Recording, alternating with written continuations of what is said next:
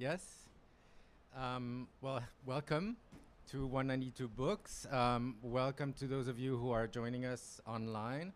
The conversation will be live streamed, and then afterwards it will be archived on our page at PCG Studio, PCG-Studio, where you can also look at our previous events. Today, we're delighted to welcome the curator and art historian Michael Peppiatt to celebrate the publication of not one but two books out of Bloomsbury Press and James and Hudson. One is Bacon, A Self-Portrait in Words, and the other one is Giacometti in Paris. So in each of these books, you will find the best of what we've come to expect from Michael Peppiatt, which is a very direct and intimate and almost unmediated encounter with these two artists, two giants of the 20th century, who briefly met, and we'll talk about that, I'm sure, and admired one another. Two artists who, while drastically different in temperament, shared an intensity of purpose and a desire to forge new paths for representation in painting and sculpture, one that could account for the fractures and cataclysms of their era. They were both insiders in a capital city where they'd arrived as outsiders, Bacon from Ireland, Giacometti from the Swiss Alps. And they had both gathered around them an entire network of artists, thinkers, designers, writers, and poets that sometimes overlapped, as in the case of Michel Leiris, for example. So what Peppiatt brings to life and gives us to see in these two books, through the prism of Bacon's letters and statements and Giacometti's years in Paris, is really an entire section of European artistic and cultural history as it grew and as it thrived in social networks, as it took root in the cultural ferment of great cities. Michael is a great guide for us through the twin worlds of London and Paris. He was educated at Cambridge, but he lived in Paris for 30 years, became the Paris correspondent for several art magazines, and eventually the editor of Art International in the 80s and 90s.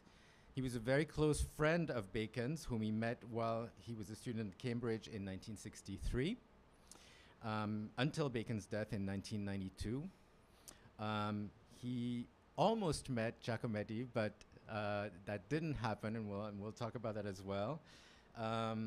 He is the author of several books on Bacon, including a wonderful biography that I wholeheartedly recommend, and several books on Giacometti as well, and a dialogue called Bacon Giacometti, a Dialogue, written in the form of a play that imagines an encounter between the two men. He's curated numerous exhibitions worldwide, including Bacon Giacometti at the Byler Museum in Basel, and most recently Francis Bacon, Man and Beast at the Royal Academy in London, an exhibition that explores Bacon's animality and his fascination for the ways in which the bestial haunts and pervades the human. And lest you think that he's only ever written about two artists, he's also an authority on Anthony Tapies, Joan Miro, Christian Schad, Jean Dubuffet, Henri Cartier-Bresson, and others. So we're very grateful to have him here. Thank you very much, Michael. Thank you very much. So we'll have a conversation about each book, and then we'll open the floor to questions. But by all means, if you have questions during the conversation, please feel free to interrupt us and ask your question. And now, without further ado, please join me in welcoming Michael Peppiatt. Thank you very much. Thank you. You're very, very kind. And thank you all for coming this evening. I was beginning to feel, you've said it all. Not quite. What's left? I mean, what strikes me just looking out of the window is what a different world this is from the world that these two books tries to sort of recall, because the first one is basically 20s, 30s, 40s, and a little bit post-war for Giacometti in Montparnasse, essentially, Saint-Germain. And with Bacon, it's, London, Soho in the 50s and 60s. And here we're in a completely different universe. So it's quite a nice and slightly scary feeling that you've got this great big... Sorry, am I thank too you. far away? Yes, but Shall I there's a hug big it? fan behind you. Right, so it I'll makes come a lot- nearer. Thank you. That we're in such a sort of almost like a parallel universe, you know. This is so far from that Paris, that sort of strange and wonderful moment, both before and after the war, in the 20th century, in Montparnasse, in Saint-Germain, where basically France and French culture re-emerged. And then with Bacon in the 50s and 60s, I would say not so much that British painting re-emerged, but actually emerged, because it was a terrific moment that hadn't been known in British art for a very long time. You know, they had Bacon, they had Henry Moore, they had Lucien Freud and Frank Auerbach, and suddenly a whole sort of constellation, as it were.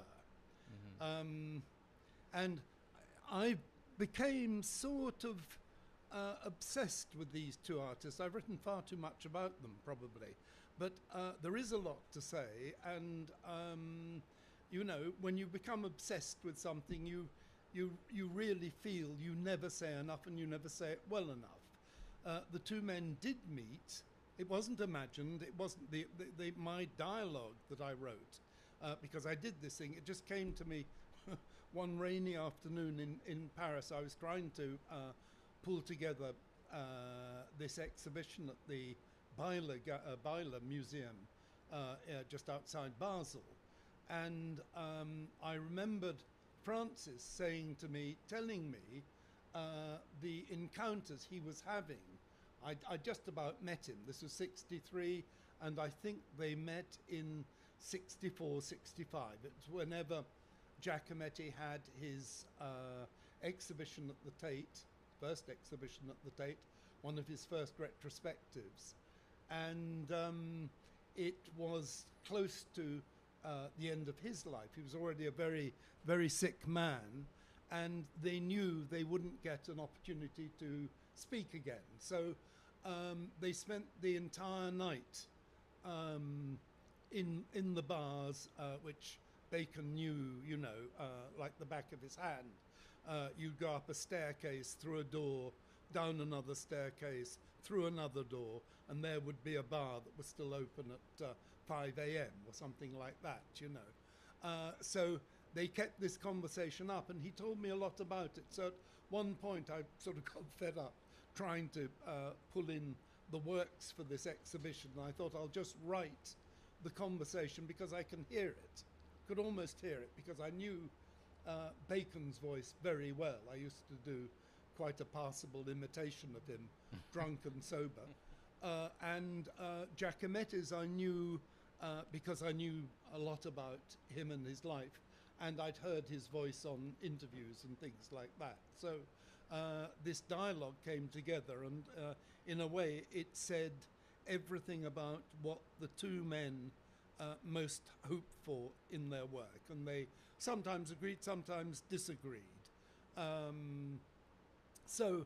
But it was a marvelous moment, I think, for both of them, because they'd both come through this strange period where, they believed that the most important thing was representing, recreating the human image, and suddenly the world went abstract.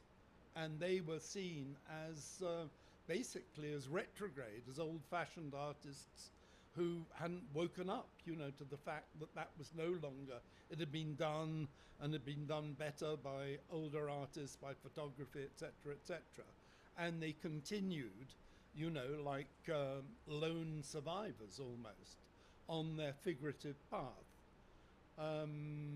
So that's why I think from Bacon I caught the Giacometti bug, as it were. And when I arrived in Paris, Bacon gave me, which was in '66, in January '66, a very cold winter, I arrived with a letter of introduction to Giacometti, and the first thing I did, you know what you do, you're 22 or something and you've got this letter burning a hole in your pocket.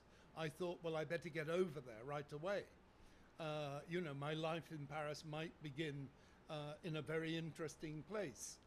And then I went over to the studio, which was sort of, you know, I was taken aback. I'd expected something at least not crumbling into the ground, but I found this really derelict old place, clearly sort of on its last legs. You know, you thought a gust of wind and the whole thing would fall apart.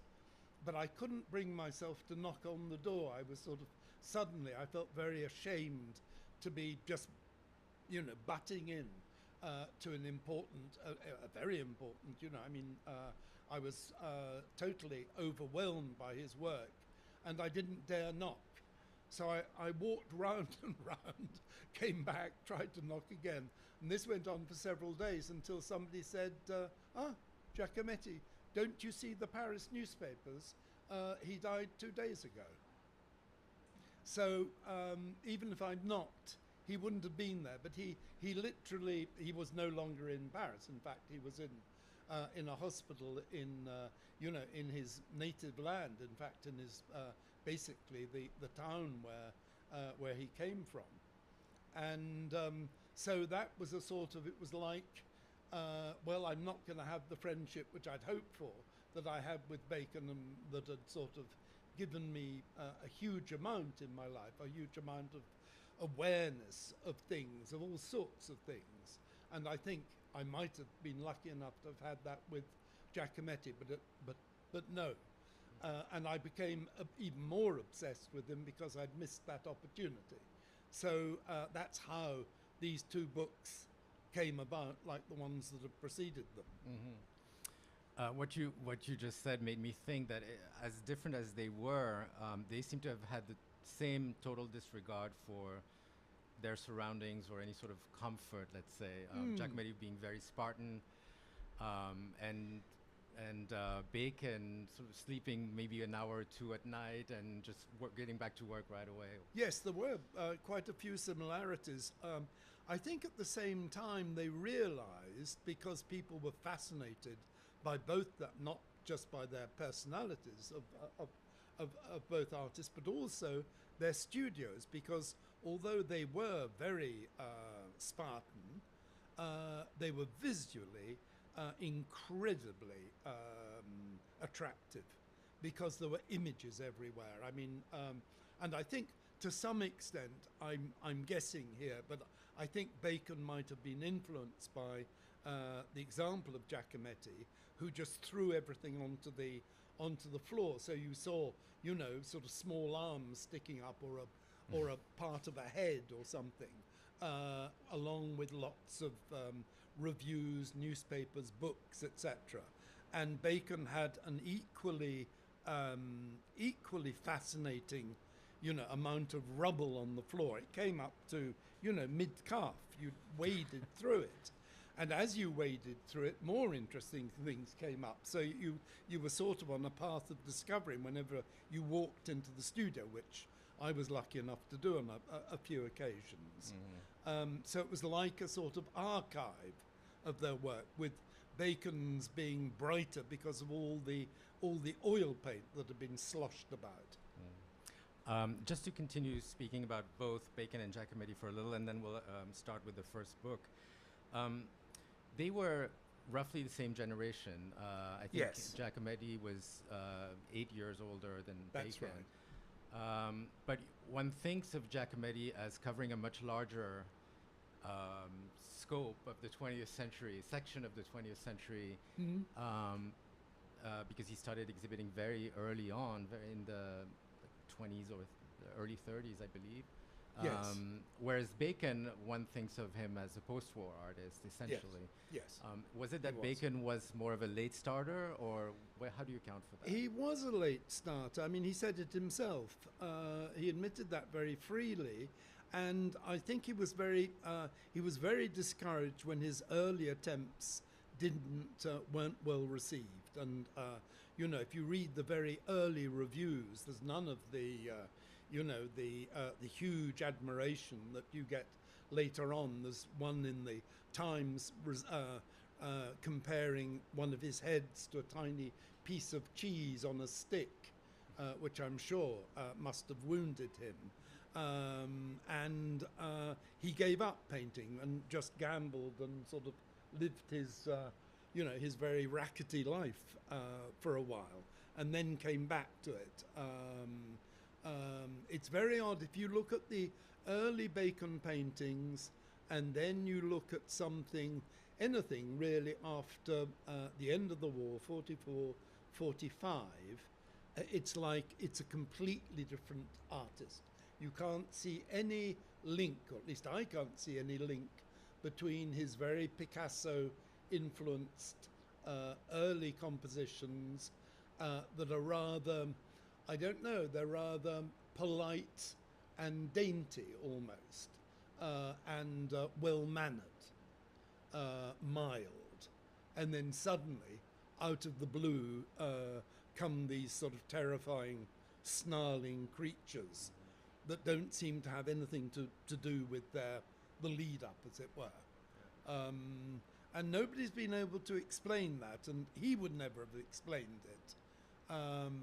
He was very good at dodging, at sort of, if you asked a very direct question, you wouldn't get a direct answer. So I specialized in indirect questions and then hung around to see if it produced anything, because we had a kind of interview that began when I did interview him for a student magazine in '63, and that interview, in a sense, went on until he died. We very often just were the two of us together, and since I was obsessed by him, I always had lots of questions. That must have been fascinating to talk to him.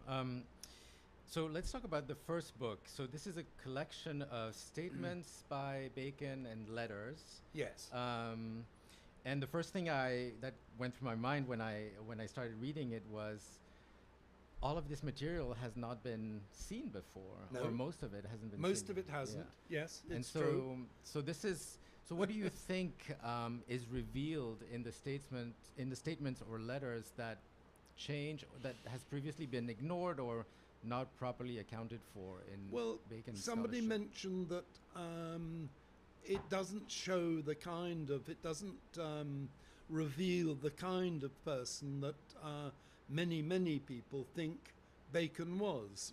This almost this terror monger, this sensation seeker, this very cruel and hardened analyst of the human condition.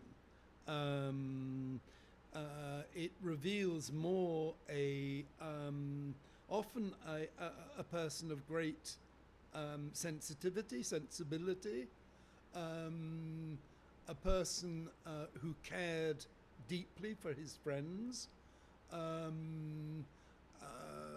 somebody who actually was quite together, quite balanced, if that's the right word. Certainly balanced between extremes, because I think he was a man who was pulled between, often in an impossibly taut fashion.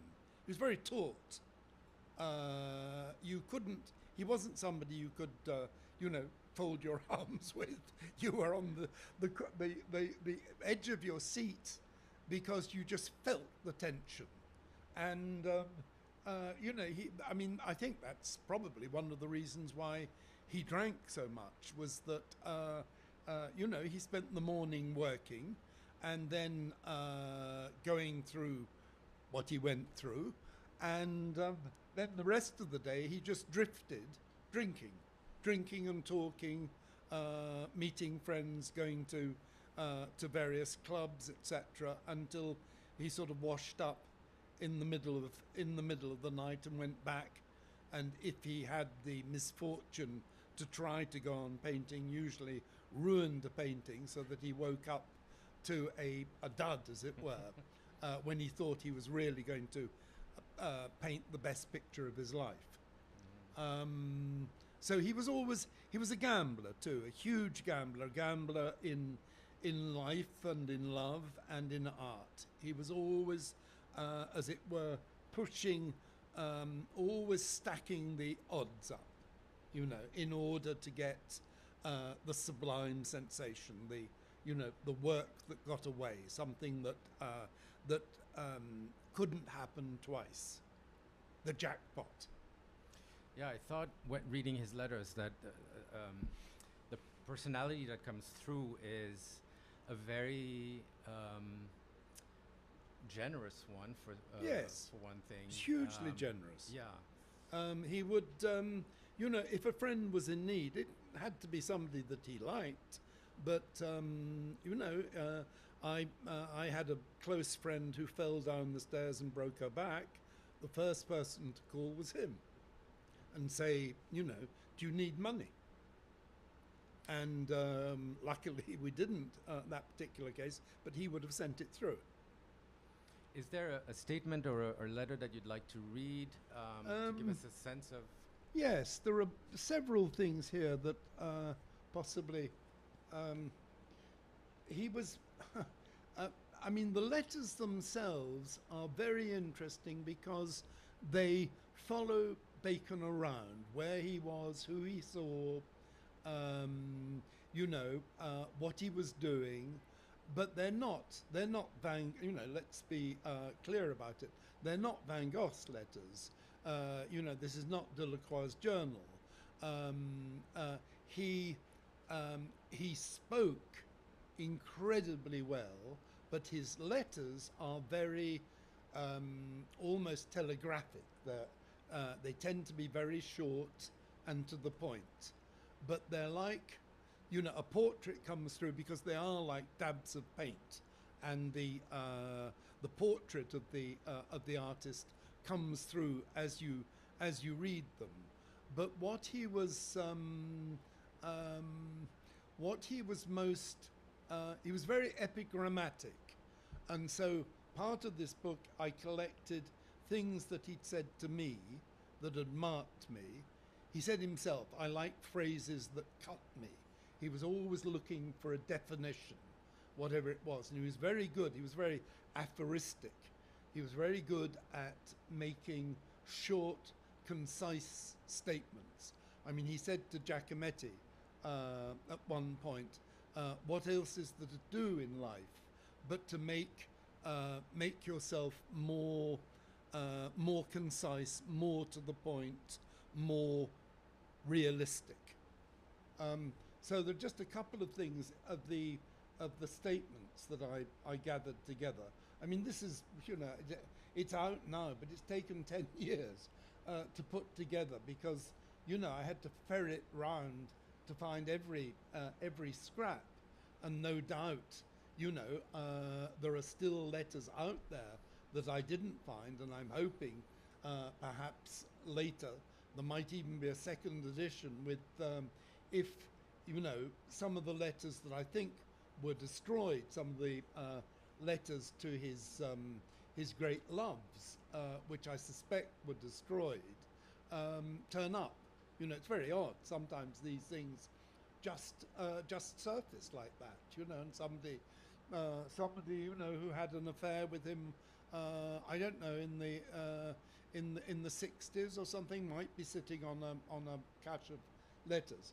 But in any case, his statements are very revealing. There's just one here, for instance, in a section on life. I can't say I was what's called moral when I was young. Morality is a luxury that has come on me with age. I think I just did whatever I could to get by. And very also, let's say, very reductive. Life is nothing more than that, I'm afraid. Simply this moment between birth and death. We're like grass. we grow and we're cut down. And then we go on to the great compost heap of the world. We don't know much, but that I think we do know. And he's very musing on love. You know, he was very analytical, a great admirer of Proust. And he said at one point, I think Proust is says everything there is to say on homosexual love. He was the great sort of analyst of that. And here he says, I think it would be absolutely marvellous. I'll do my Bacon. I think it would be absolutely marvellous to succumb utterly to someone. I've always longed to meet a man who was tougher and more intelligent than myself. But unfortunately, once you get to know them, most men turn out to be terribly weak.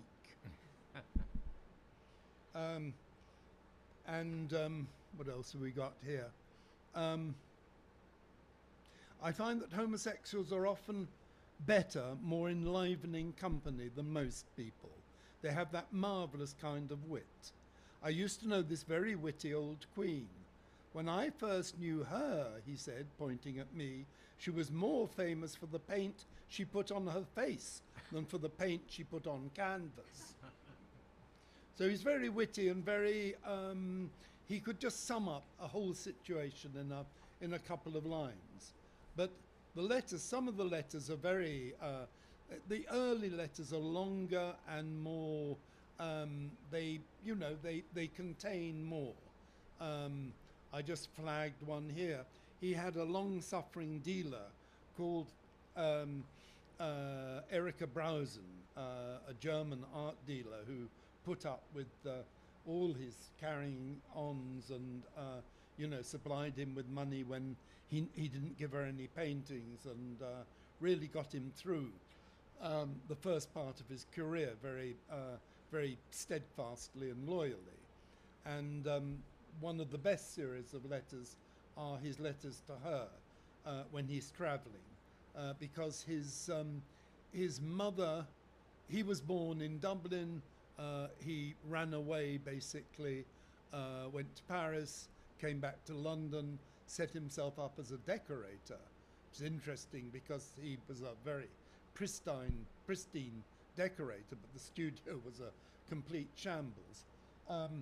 And his mother and his sister, one of his sisters, went to live in South Africa. So he'd go to South Africa periodically.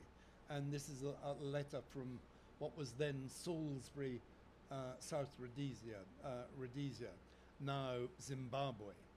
Dearest Erica, this is February 1951. Dearest Erica, I got here about a week ago. I stayed at Zimbabwe, which is the site of an extraordinary temple. I stayed at Zimbabwe, and the country from there to here is too marvelous. It is like a continuous Renoir landscape, and Zimbabwe itself is incredible. Robert Heber Percy, who'd been his companion, has left, and will be back in London soon. Francis used to say they'd quarrelled on the banks of the Limpopo, and so that was that. And this Heber Percy was also called Mad Boy. I mean, all these people are sort of terrific characters of the 30s and 40s. I've started to work, so it is so thrilling here, and I met somebody who has a farm near Zimbabwe, and I'm going back there now that I've got rid of Robert. The work has started terribly well. I'm going to try and do a set of 3 quickly. Could the gallery possibly advance me £50, as now that I've left Robert, I have practically no money. I have the return ticket by air, which I'm changing, and trying to get a boat from Beira up the east coast. They call in at all the ports, and then I want to get off at Port Sudan and go to Thebes and rejoin the boat again at Alexandria to Marseille. None of this actually came off. I think it was all partly to make sure he got his £50. I'm trying, which is much more money, of course, in 51 than it is now. I'm trying to get a passage on a boat that leaves Beira on the 18th of March. and I should be home about the end of April. I would be terribly grateful if you could do this for me. Everyone is so terribly nice here. I don't like sponging on them all the time, and paints and canvas are very expensive. You can send it from Thomas Cook in Berkeley Street to their branch here in Salisbury, addressed to me by cable. I'll be in and out of Salisbury for the next 3 weeks. The men are too marvellous, drinking, lazing, overfed and rich. Champagne starts at 11 o'clock in the mornings. Tell Arthur, that was Erica's backer and sort of co-owner of the gallery, Hanover Gallery in London. Tell Arthur the Rhodesian police are completely him, too sexy for words, starched shorts and highly polished leggings. I feel 20 years younger. We are mad to stay in England. I'm certain you would adore this country. All my love to you, Francis. So that was one of the more ebullient letters. And what I love just in the collection itself is you're able to trace a social circle where he was really at the center of. And I'm sure this is well known in Bacon scholarship, but his relationship to Graham Sutherland, and his very close relationship to Michel Leiris. And there's Yes. a number of letters that are addressed to him, and a very sort of a deeper exchange with Leiris than... Yes. Do you want one of those? I mean, but I don't know what the time's like, so I'm very conscious of having to fit quite a lot in. If you could say a little bit about their Okay. relationship. Bacon had always wanted, for him, unlike many artists in the 50s and 60s, where they were beginning to look at New York as the place to be seen, to be exhibited. Bacon never lost his huge admiration for Paris. He'd gone to Paris more or less directly from Dublin,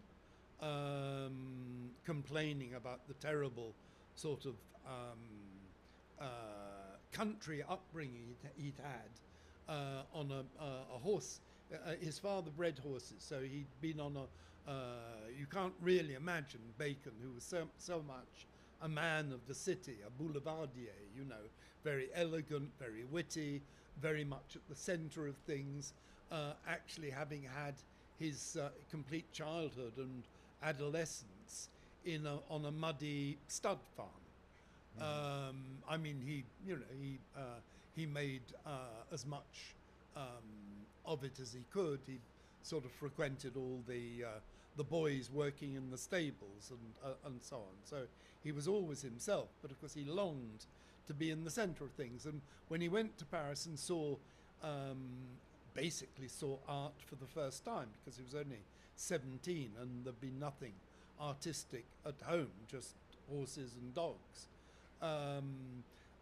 He fell under the spell of Picasso, and really Picasso was his main sort of contemporary hero, and he wanted the kind of success that Picasso had to have a big important dealer in Paris who put on regular shows for him. And in a sense, when he met Michel Leiris, he met, because of, yes, as you say, the sort of rather tight Anglo-French, it was a very close circle, namely two women who were very close to him, Isabel Rawsthorne, who'd been Giacometti's lover and model, and later Bacon's model, and Sonia Orwell, who was a sort of London hostess who regularly gave very nice, because I was lucky enough to go to quite a few of them, very nice dinners, Paris-London dinners. She would invite intellectuals like Michel Leiris, who of course had been close to Picasso, close to Breton, close to everyone, basically. He and Bacon struck up this close relationship, and basically Michel was instrumental in setting off his career in Paris. You know, he recommended Bacon's work to the Galerie Magde. The Galerie Magde had several shows, and then it was Claude Bernard. And then the very big moment, the apogee, as it were, for Bacon, of his whole career, was the retrospective at the Grand Palais, the rather fateful one where his boyfriend committed suicide. Paris was always the centre. I hope I'm answering your question. I can't remember what it was. Michel Leiris and the Okay. relationship. Oh, good. So they were, and yes, he was very impressed by, and they saw a lot of each other. And I was lucky enough. I was sort of kind of, I don't know. I wasn't really the translator or the interpreter, but I went to a lot of the meetings in the run-up to that show at the Grand Palais because Bacon wanted to think. He often, you know, they were there with the sort of cultural bigwigs, and there'd be these long, very well-wined lunches and so on, where the French sort of cultural bureaucrats would sort of stumble back to their offices in the Palais Royal. But he could talk to me and say, how do you say, etc. But he knew how to say it. He was just playing for a bit of time because they asked him, you know, leading questions. Would you prefer the Musée d'Art Moderne or the Grand Palais, or etc., etc. Leiris was very influential in all that. I mean, he basically he was what's that word? You know, he was like he proposed him to as for a club or something like that. Right. As he was with Giacometti, whom he wrote. As he certainly was with Giacometti, also very close, of course. And they both did portraits of. Both Giacometti and Bacon did portraits. Bacon did two marvelous little heads. I actually had one of them once in my very modest studio. It was a very nice studio. It was a 17th century studio. And I knocked a nail into one of the beams in the wall and just hung it there. And then one evening, he'd given it to me as a present. It was very nice, very generous, you know, I was very pleased with it. And he sat there. We were just having a drink in my studio before going out for dinner. He sat there looking at it like that.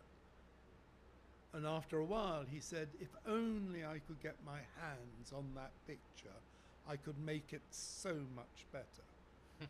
So rather reluctantly, knowing what would happen, I sort of took it off the hook and put it in a plastic bag, and off we went, and I never saw it again. But he did these marvelous heads, and of course Giacometti did a series of drawings of Leiris. So Giacometti is a very, very different personality, obviously, no less fascinating, no less great an artist, certainly, and to have put them together in an exhibition was a very wonderful moment for me, because you know, it was a strange thing, because you couldn't help thinking, well, who is, you know, the more powerful artist? I think Giacometti's life somehow, they both perhaps read, if you could tell it. I mean, I'm not sure, much as I've sort of researched into Bacon's life, if I could tell it the way I've been able, I think, to tell Alberto's life, which is very much, I think they both attracted a lot of writers. Lots of writers all the writers in France, and many who weren't French, wrote about Giacometti. I can't think of anybody, whether Breton or Léris or Sartre, of course, wrote brilliantly, sometimes rather too brilliantly, for it not to sort of look a bit over-egged. But Alberto sort of, I don't know, he had a life at a time in Paris. I mean, you can see the film. It's like the films of the time. It's like, what are they all called? Hôtel du Nord, or very full of shadows, grainy black and white, rather destitute hotels, empty boulevards, full cafe terraces, this whole mystique of Paris, which, and that's why I called it Giacometti in Paris, because I saw this looking, I suppose, a bit from a new angle, as it's called. But I mean, this came up quite naturally. It's as though they were both mirroring each other, that, Giacometti caught and even invented a certain Paris, and Giacometti could not have been Giacometti without Paris, and those very close friendships that he had, in a way, even more than Bacon, because I suppose, there were more interesting writers at that time than in England, And Giacometti seems to have had a talent for traversing every single artistic, philosophical, intellectual movement, absolutely, while keeping a sort of a fierce independence from That's them right. as well. Absolutely, so he right. gets close Yes. to surrealism, Yes. and then to Bataille, and then to Yes. Sartre. Yes. But Yes. always sort of not Yes. completely belonging to a movement. Absolutely, and he fell out with all those people because he didn't want to be corralled into their particular, into their group. So he never. He loved the Surrealists. He had a very good time with them. He liked all those very bright young people who were a bit crazy and were able to express their ideas very freely. He loved all that. He loved the contact with the poets, particularly with marvelous poets like Éluard. That was a close. I have a particular affection for Éluard because I think not only a marvelous person but a marvelous man who died far too early. But I can understand he also chafed at being kind of pushed around, as they all were, by Breton, who's very sort of controlling. And weird things, he had a great affection for the colour green, did Breton, and tried to encourage everybody else to dress in green and even drink green. So basically, he would have a green chartreuse, and Giacometti rebelled against that right away and had a sort of, a brandy or something. He wasn't going to be told what he should drink or what he should wear. But at one time, the relationship was very close. And when his father died, Breton became, although he wasn't that much older than Giacometti, became a kind of temporary father, a father figure. And because of him, Giacometti, who, had more or less learned French from scratch, he knew, he knew Swiss Italian, he knew Swiss German, etc. He was already something of a linguist, but his French, when he arrived in Paris, was very lacking. So Breton took him in hand and told him what to read, and in the conversations with the Surrealists, his French advanced in leaps and bounds. So this is just one story, as it were, one moment in the middle of the book where Alberto has a date with Isabel Rawsthorne, who was this extraordinary woman. I met her briefly at the opening of the 1972 exhibition at the Grand Palais, and she had this reputation of being a man-eater, and somebody rejoined, and a woman-eater too, and she had this enormous vitality, and Giacometti's sexual life was almost entirely with prostitutes. He just felt he had certain difficulties, and he felt that if he was with a prostitute, he could just pay, and that was the end of the thing. There wasn't a relationship, and so basically that was his life. When he met Isabel, he met somebody of a kind that he'd never met before, because she was terrifically free as a man, as it were, and had all kinds of affairs everywhere, and had a reputation of being, fearless, as it were, and not some, simpering creature who wanted a close relationship. She went through several husbands and God knows how many lovers. Anyway, so Alberto had this date with Isabel, and he had been very disturbed by her, because he was in love, he was falling in love with her, and he didn't know how to handle it, and he desperately wanted to, to seize her in drawing and sculpture and make her his, if he couldn't do it by any other means. This way he could possess her. Late one evening in 1937, Alberto walked over to Boulevard Saint-Michel to meet Isabel.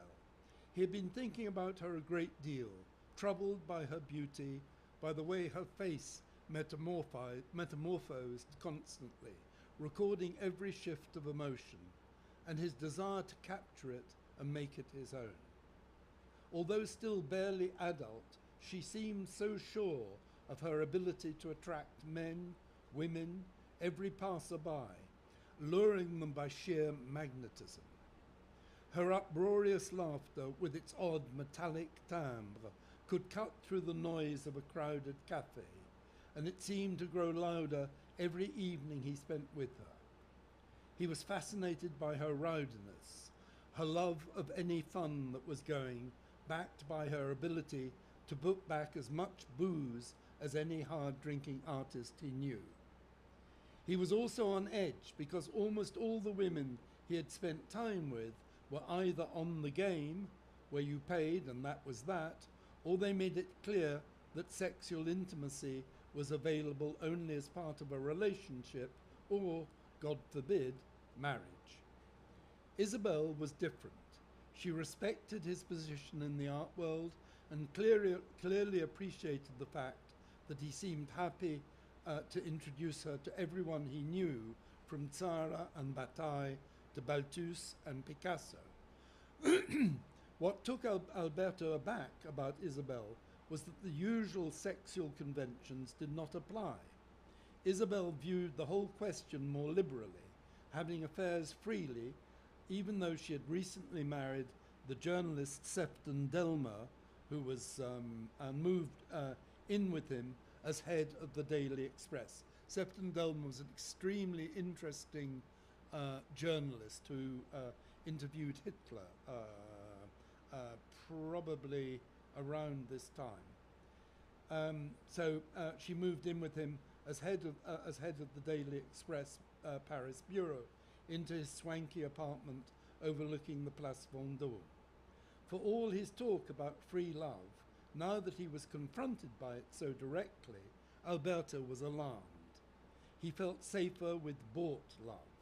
And then he was also falling in love, and that complicated everything, especially since Isabel did not seem to care two hoots about the turmoil she created around her. As repelled as he was attracted, Alberto felt increasingly lost and confused. Where did he stand with her? Was he just an older man with more experience in the world, particularly the art world? What did she feel? Would she take him as her lover, or would she scorn him? He was now completely out of his depth. If life were to go on, he would have to know. The big apartment buildings loomed up on either side of the Boulevard Saint-Michel, dark, almost black, against the overarching night sky. It had been raining, and the street lamps glinted dully on the wide tree-lined street as it plunged down from the Luxembourg Gardens towards the Seine. Each time a car passed, its tires made a slightly threatening hiss. It was almost midnight, and most of the cafes had already pulled their shutters down. Suddenly, Alberta saw Isabel in her winter coat, waiting for him further down. She looked tiny, silhouetted against the big, dark doorway. Alberta stopped.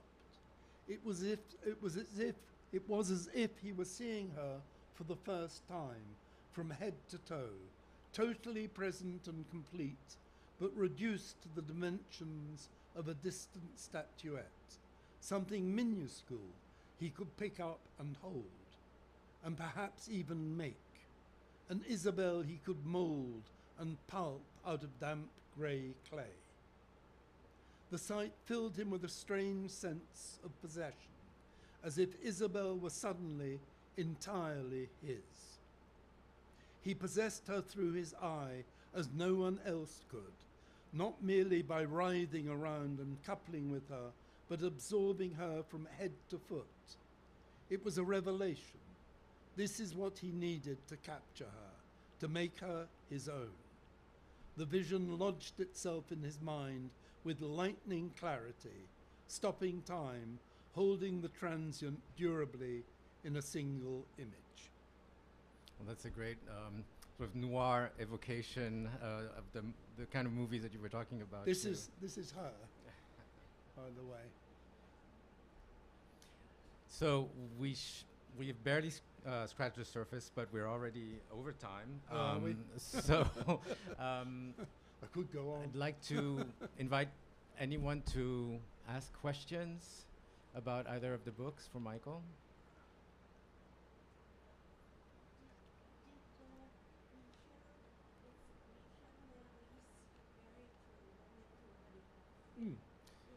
The question is, was Michel Leiris married to a woman who had a gallery? Yes, Louise, known as Zette.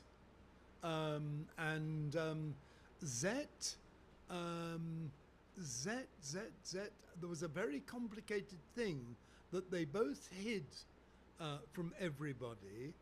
They said that Kahnweiler was in fact her stepfather.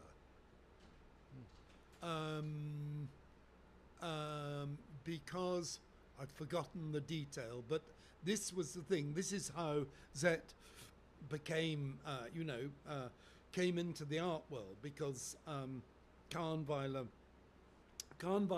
had his gallery, and then during the war, obviously he couldn't continue, and so he put it in his daughter-in-law Zette's name. So it became the Galerie Louise Leiris. And Michel was a writer and ethnographer. He went on an expedition to Africa to bring back works for the Musée de l'Homme. And so they were a key couple in the intellectual Paris of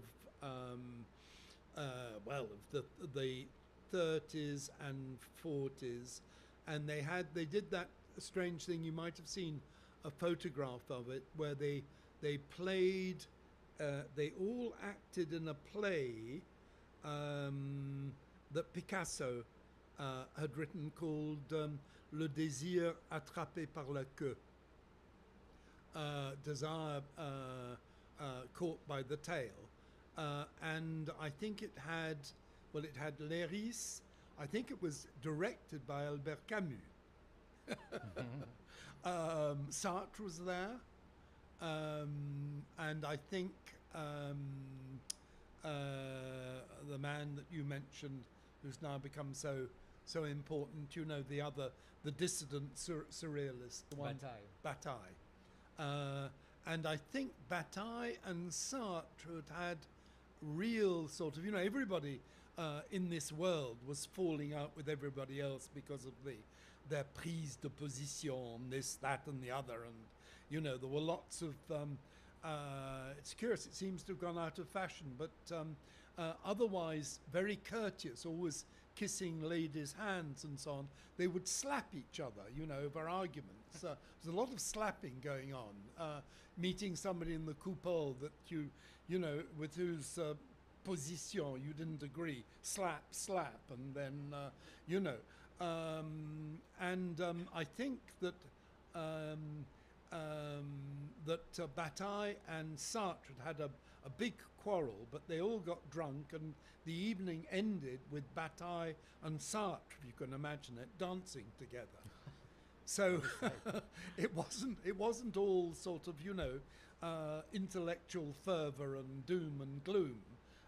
They also knew how to let their hair down, and I was surprised reading Léris's diary to see the number of people he saw. You know, there were drinks at the coupole, and then so and so turned up, and then they all went on to another bar, and then they had dinner, and while they were having dinner, this one and that one came in. So it was all a very sort of close-knit thing. You know, they could be found quite easily on any evening at the De Magot or at the Floor, or, you know, one of the big cafes. So I think we have time for just one more question, and then we'll let you come up to Michael and purchase a copy of the Slap book. his face. And have it signed. Is there any other question? Yes.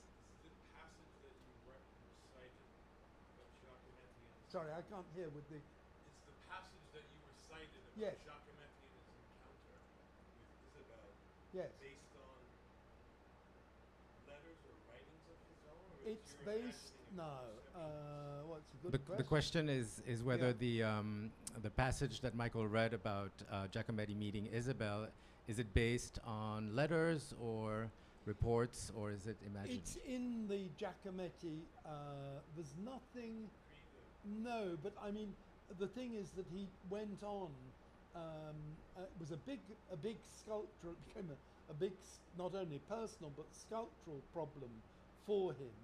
How to catch that particular vision, where she looked so small and complete against this sort of overarching background. And he tried putting in the doorway and, as it were, a slice of the Boulevard Saint-Michel as it goes down to the Seine, and just didn't like that idea. So in the end, he started putting these, you know, increasingly minuscule figures, because this was what was happening with his sculptures. They were getting smaller and smaller. So he wanted, you know, to try and get that in a way that where her presence was so strong while being so tiny. That was the contrast that he wanted to get, and he did it by creating bases to put the figure on, so that you know, the base might be this big and the figure that big. And of course he did, his figure shrunk almost to the point where, well, not almost, absolutely to the point where, you know, there was nothing left, that he kept scraping away smaller, and then suddenly they just crumbled into nothing. And for a long time he stayed with that nothing and tried very hard. It wasn't an affectation. I mean, he was driven half crazy, I think, and everybody gave up on him and said, oh, Alberto's sort of gone completely mad, you know.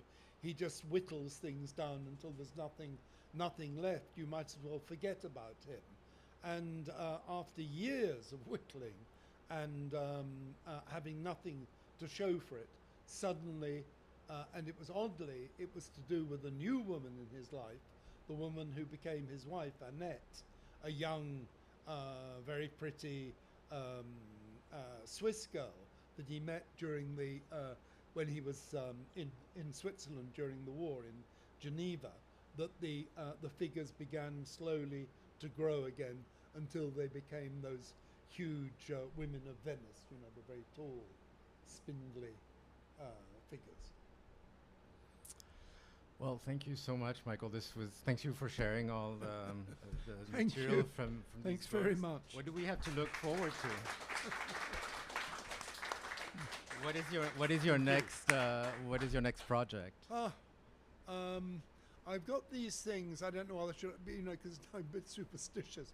It's not finished, but I've got a number of portraits of people I've known. Some not that closely. I mean, the range is strange. It goes from Marlene Dietrich to Graham Greene to I don't know who else. Who else? Well, a wide range of people that I've known either well. Michel Léris, that I've sort of come across in my haphazard life, and who have marked me, and who I wanted to leave a portrait of. So it's sort of it's called Faces in the Crowd. Well, we'll have you back for Oh, that would for be another nice. round. All right. In the meantime, please purchase a copy, get it signed, and thank you very much for coming. Yes, thank you.